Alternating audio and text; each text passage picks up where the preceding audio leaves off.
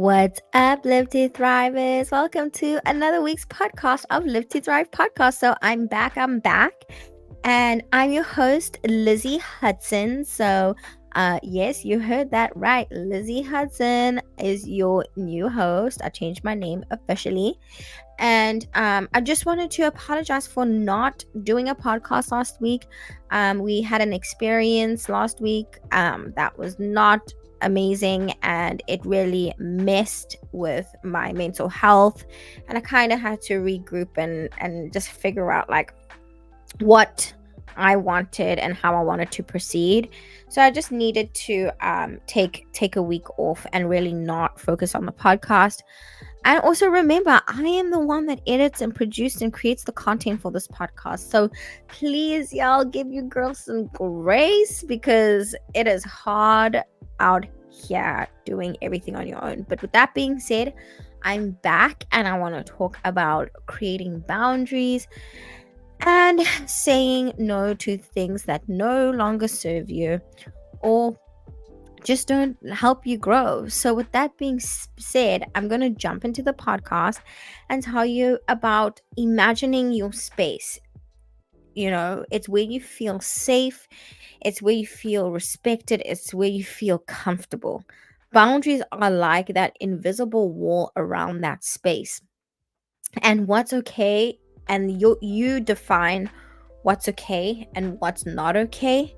And so, for example, if you say no to taking on extra work because you're already feeling overloaded, or if you take a step back from your podcast, for example, like me last week, because I'm feeling overwhelmed, that was a boundary that I set. And it's really important to set these boundaries because it helps you really navigate your mental health and create those boundaries for yourself where you are looking after your well-being.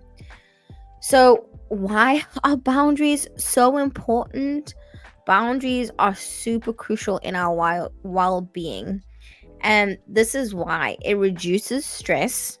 Okay, it builds healthier relationships and it improves self-esteem.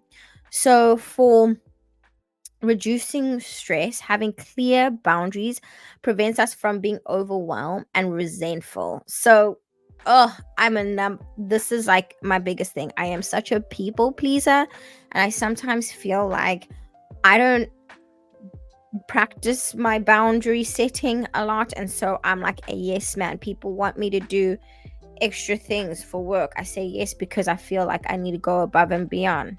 And then I feel overwhelmed, I feel resentful, and I'm exhausted. And then it plays into your relationships. So when I'm overwhelmed and being a yes man and doing all of these things, I come home, I'm rude to my husband. I don't want to like hang out because I want to go to sleep, or so it's just a horrible negative cycle.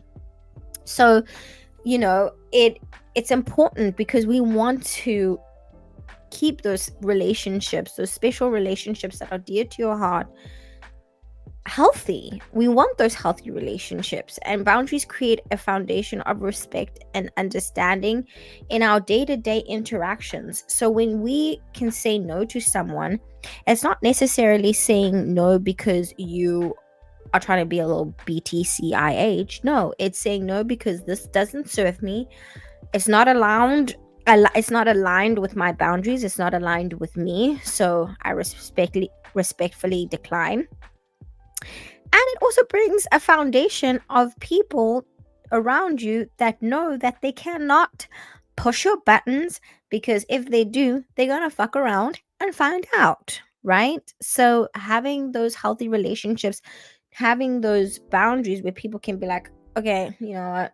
I overstepped my boundary. I apologize. Love you. Thanks. And then this plays into improving the self-esteem. That makes you feel better about yourself because you're not overwhelmed. You're telling people how it is in a respectful way. And then it makes you more confident and gives you more self-esteem, where you feel okay with saying no to something that you may feel uncomfortable with. So it also just gives yourself value. It shows your self value. You you showing yourself self-respect. And that's yourself is the most important thing in this equation, okay? You are your own best friend. So making sure that you value yourself, that's the number one thing. So letting go, people, you saying letting go of what? Letting go of people, of things, of bad habits is also super important in this boundary setting. So letting go is an art of releasing things that no longer serve us. And it can be hard, dude. It can be that toxic relationship. It can be that super negative habit. It can even be a dream that you've had since you were a kid and you've started it and you're working and it's just no longer fulfilling and you just are not feeling it. And literally, sometimes letting go opens the doors to bigger and better things. So why is letting go so important? I feel like it makes room for those new things to come into your space. So making room for those new things, allowing yourself to be like, you know what, that doesn't serve me, but I'm gonna be okay. I'm gonna let it go. You don't want to hold on to that negativity. It leaves space for growth and positivity and happiness because you're not negative. You're in the right mindset. You let go of that person that has a stank face attitude, that thing that takes up your time from you fulfilling your goals and dreams, and it allows you to pour into what will make you a better person at the end of the day. It will also help you focus on what matters. So releasing burdens, like, we can invest, like I said, invest in things that bring us joy. So for me, for example, like letting go of watching so much TV for me is like so hard because I love some reality TV. Like I could be watching a reality TV show now because I've had a long day today at work, but I wanted to make this podcast. I wanted to follow through with it because this is what brings me joy. This is my passion project. Nobody pays me to do this. I do it because it makes me happy. And you know what? When I have been investing in what brings me joy, I've met amazing people on this podcast, and all they do is encourage me to keep going and enjoy this ride of learning about POC communities, stories, what people are doing in these communities, and it just makes me so, so happy. And then also embrace the present. So letting go of the past will allow us to be fully present in the here and now. So I am someone that really holds on to my past. Like I look at myself sometimes in the mirror and I'm like, oh my word, I wish I had my 21-year-old body back. And I will go on Instagram to my old pictures and look back at how cute I looked and tiny when I was 21 and skinny. And I'm like, oh, I wish I can just be that person. And then I'm just dwelling on all this negativity. And I've only recently gotten to the point to really love my now body because this is the only body I have. And the fact that I can move, I can go to the gym, I can eat food, I can take a walk when I want to. Those are the things that I think people take for granted. And so I don't want to hold on to the present because I want to focus on where I'm at now. And yes, I'm a little bit thick, but you know what? Thick skin. So I am good with that. Okay. And then I feel like one of the things is like with all this boundary talking and all this positivity that I am trying to pour into your soul is kind of having a connection to those boundaries. So when you create these boundaries for yourself, I don't know what your boundaries would be, but mine are different to yours. But boundaries will help us connect with people that are supposed to be in our lives, who are there for you, and vice versa. When we establish boundaries with those who drain our energy, it frees us open to those people who are supposed to bring that positivity in your life. If that makes sense. I hope that made sense. And then also boundaries with time, like connecting with time. So carving time out is important. Having some time for yourself. Like I have some me time at least an hour or two a day. And that me time can be taking a bath. Okay? And I will be in the bath for an hour and I'll either be reading or I'll be watching Catfish. Depends on the mood. Okay? So carving out me time. And it also just takes off the pressure of always constantly having to be on. We working, we on social, we scrolling, we doing all of these things. So just having yourself do what makes you feel happy. And I mean, in a perfect world, if you are better than me, meditation is a very good tool for me time. I used to meditate, but my brain is too busy nowadays. I don't know, like I can't shut it down. So I'm trying to retrain myself in that aspect. And then I also got classes to an aerial class, so doing like yoga in the air and stuff. So that's going to be something that I'm going to do once a week. Take some time out of my day to try something new.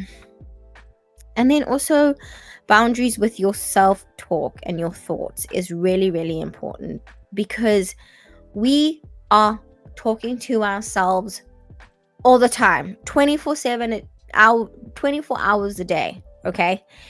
And it is so important to talk to yourself with grace, to talk to yourself with kindness and love. I think I had one podcast interviewee that I interviewed, like I think like a month ago or something, and she said, would you ever talk to your best friend, your sister, your mom, your dad, your brother, whoever is closest to you, the way that you talk to yourself? And that was really big for me to like think about, because I am not talking to a family member or my husband or my mom or sister the way that I talk to myself. I can be so mean to myself, it's crazy. And then it brings self-doubt into my head, and it's just a vicious circle. So self-talk boundaries. And so one tool that I've learned is when when I have a negative thought in my head, or I am talking to myself in a negative way, I stop, I breathe, and I ask myself what I've told myself, do I think that's really true? And it could be the case, like, yes, it is true, Lizzie, you are annoying, or you a bitch, or whatever. And I'm like, okay, so if you had to like text one of your friends right now, would they agree with you? And most of myself, my answers is no. So then I'm like, that's me checking in with myself. And then I reiterate out loud that I am loved, I serve a purpose, and I, am loved by friends and family, whatever it may be. I say it out loud, because then it makes me think about the words that are coming into my mouth, and it helps with like retraining my brain.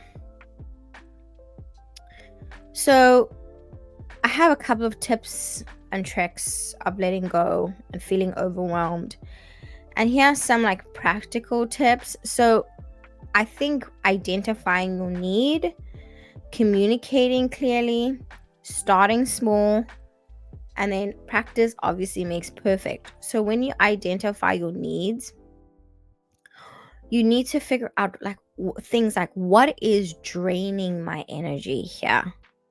What do I need more of here? And ask yourself those questions and figure it out and set those boundaries. Like, okay, these are the things that are draining my energy. hanging out with this person, drains my energy.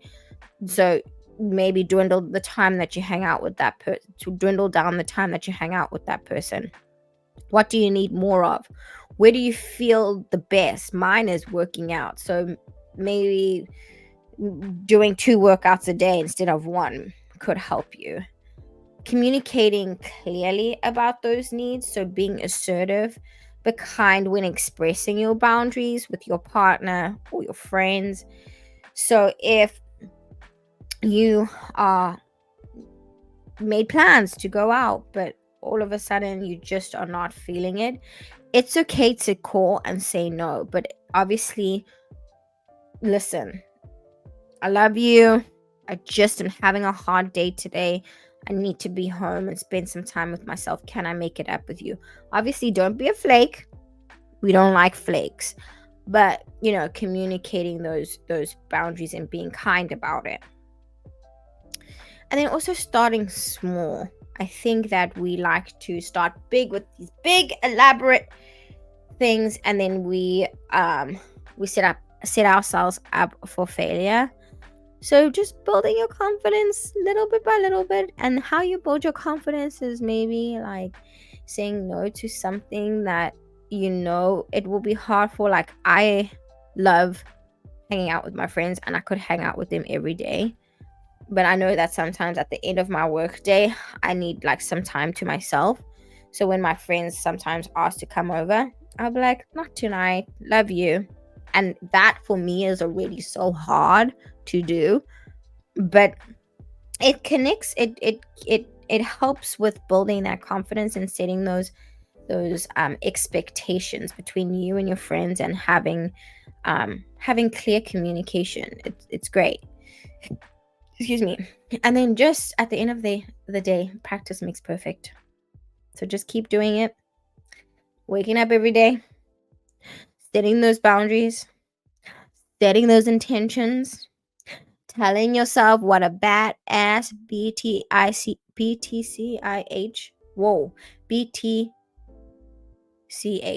you are. Damn, that took me a minute. Anyways, you can tell it's at the end of the day.